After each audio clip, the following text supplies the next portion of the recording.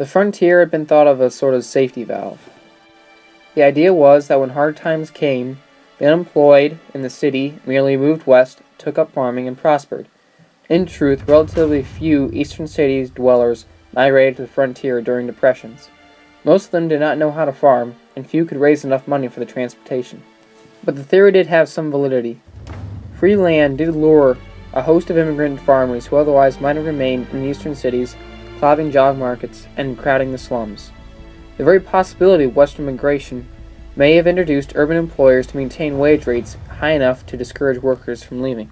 The theory really took hold in western cities like Denver, San Francisco, and Seattle, where failed farmers, miners, and displaced Easterners found the best place to sink their fortune. But it was the situation of the American farmer that was rapidly changing. Once they'd been able to do it all, making their own food, fashioning their own clothing, and bartering for other bare necessities with neighbors. Now high prices persuaded farmers to concentrate on growing single cash crops, such as wheat or corn.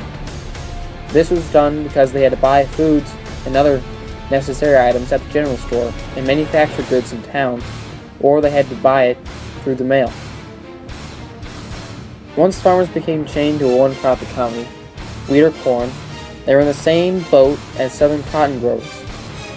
They were engaged in one of the most fiercely competitive businesses in the world, because their price of their product was dependent upon the world market and the world output. If wheat fields in Argentina, Russia, and other foreign countries flourished, the price of the farmer's grain would fall and American sawbusters would face ruin, as they did in the 1880s and 1890s. At times, even Mother Nature seemed to be against the farmers. Mile-wide clouds of grasshoppers, leaving nothing but the mortgage, would periodically ravage prairie farms. The terrible cotton boll weevil was also wreaking havoc in the South by the early 1890s. Furthermore, the earth was going sour. Floods washed the topsoil off millions of once lush southern acres. A long succession of droughts seared the trans-Mississippi west, beginning in the summer of 1887. Whole towns had to be abandoned. Adding to the misery of the farmers was the government, local, state, and national. Their land was overassessed, and they paid painful local taxes, whereas wealthy Easterners could conceal their stocks and bonds in safety deposit boxes.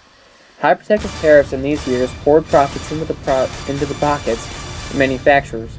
Farmers, on the other hand, had no choice but to sell their low-priced manufactured goods in a fiercely competitive market, unprotected, while buying high-priced manufactured goods. Their inability to band together politically is what really held them apart. But that would change under the innovational leadership of Oliver H. Kelly.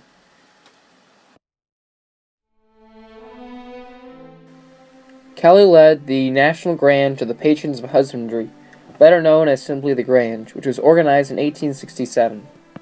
The goal of the Grange was to enhance the lives of isolated farmers through social, educational, and fraternal activities. By 1875, it claimed some 800,000 members, chiefly in the Midwest and the South. The Grange gradually raised its goals from individual self-improvement to improvement of farmers' collective plight. It determined efforts to escape the clutches of trusts. They established collectively operated stores, grain elevators, and warehouses, and even mailed a failed attempt to manufacture harvesting machinery. Farmers also vented in the Greenback Labor Party, which combined the inflammatory appeal of the earlier Greenbacks with a program for improving the lot of labor. In 1878, the high water mark of the movement, the Greenback Laborites polled over 1 million votes and elected 14 members of Congress. Further manifestation of the rural discontent came through the farmers' allegiance found in Texas in the late 1870s. The farmers came together in the alliance to socialize, but more importantly, they hoped to break the strangling grip of railroads and manufacturers through cooperative buying and selling. Local chapters spread throughout the South and Great Plains during the 1880s, until the 1890 members numbered more than 1 million hard-bitten souls. Unfortunately, the alliance weakened itself by ignoring the plight of land tenant farmers, sharecroppers, and farm workers. It furthermore excluded blacks. In the 1880s, a separate Colored Farmers National Alliance emerged to attract black farmers, and by 1890, membership numbered more than 250,000. The long history of racial division in the South, however, made it difficult for white and black farmers to work together in the same organization. Out of the two farmers' alliances, emerged a new political party, the People's Party, in 1890. Better known as the Populists, these frustrated farmers attacked Wall Street and the money trust. They called for nationalizing the railroads, telegraphs, and telephones, instituting a graduated income tax, and building government-owned warehouses where they could store their grain until market prices rose. They also wanted the free and unlimited coinage of silver, yet another of the debtors' demands for inflation that echoed continuously throughout the Gilded Age. Because of their support of the downtrodden, the Populist Party continued to rise in power. In 1892, the Populists had joined the traditional parties by winning several congressional seats and polling more than 1 million votes for the presidential candidate, James B. Weaver. Radical divisions continued to hobble the Populists in the South, but in the West their ranks were swelling. Could the People's Party now reach beyond its regional bases in agrarian America, join hands with urban workers, and mount a successful attack on the northeastern citadels of power? The Panic of 1893 further helped the Populists' cause.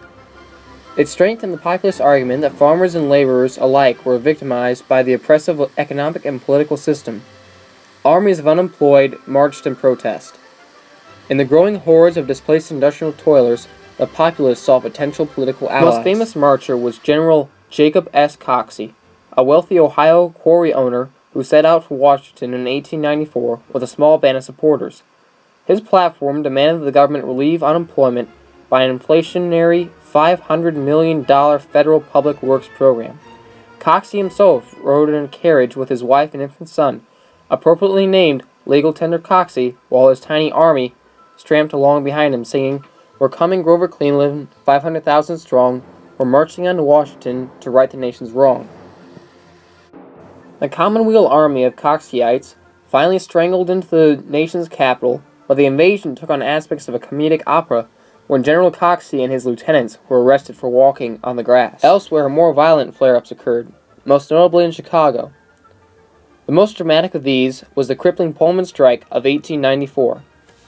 Eugene V. Ebbs, a charismatic labor leader, had helped organize the American Railway Union of about 150,000 members. The Pullman Palace Car Company, which maintained a model town near Chicago for its employees, was hit hard by the Depression and cut wages by about one-third, while holding the line on rent for company houses. The workers finally struck, in some places overturning Pullman cars, and paralyzed railway traffic from Chicago to the Pacific coast. Governor John Peter Altgeld of Illinois, a friend of the downtrodden, saw the turmoil in Chicago as serious but not completely out of hand. In fact, he was always a friend of the downtrodden, as he had early pardoned the Haymarket Square anarchists the year before. But the U.S. Attorney Richard Oley, an arch-conservative and an ex-railroad attorney, urged the dispatch of federal troops on the legal grounds that the strikers were interfering with the U.S. mail. Then-President Grover Cleveland sided with him. He declared, if it takes the entire Army and Navy to deliver a postal card in Chicago, that card will be delivered. To the delight of conservatives, federal troops, bayonets fixed, crushed the Pullman strike. Bitter cries of government injunction now rose from the organized labor. This was the first time that such a legal weapon had been used conspicuously by Washington to break a strike. And it was all the more distasteful because defiant workers who were held in contempt could be imprisoned without jury trial. One example of this was the strike leader Debs. Having led the Pullman strike, he was sentenced to 6 months' imprisonment for contempt of court. This was because he had defied a federal court injunction to cease striking. Ironically, the labor agitator spent much of this enforced leisure reading radical literature, which later led to his leadership of the socialist movement in America. Many political activists saw this as proof of an unholy alliance between the business and the courts. Because of this adversity, a particular significance was placed in the election of 1896. The smoldering grievances of the long-suffering farmers and the depression-plagued laborers came to a head. The leading candidate for the Republican nomination was Congressman William McKinley of Ohio, sponsor of the ill-started Tariff Bill of 1890. As a candidate, McKinley was largely the creature of a fellow Ohioan, Marcus Alzo Hanna, who had made his fortune in the iron business and now coveted the role of president-maker. He was a wholehearted Hamiltonian and believed that the function of government was to aid business. He also believed that in some measure, prosperity trickled down to the laborer whose dinner pail was full when business flourished. Critics assailed this idea as equivalent to feeding the horse in order to feed the sparrows. The Democratic Party at this time was largely unled. This was because Cleveland was seen as the most unpopular man in the country, and his presidency had hurt the Democratic Party. The Democrats attempted to bond behind William Jennings Bryan, the boy orator of Platte. He made a famous speech in which he said, "We will answer their demands for a gold standard by saying to them, you should not press down upon the brow of labor this crown of thorns. You should not crucify mankind upon a cross of gold." This was his fervent plea for silver. The Democratic Party wanted to make it so that silver dollars would be worth about 50 cents. They also attempted to bond together with populists. However, this was unsuccessful because of the differences in their standards.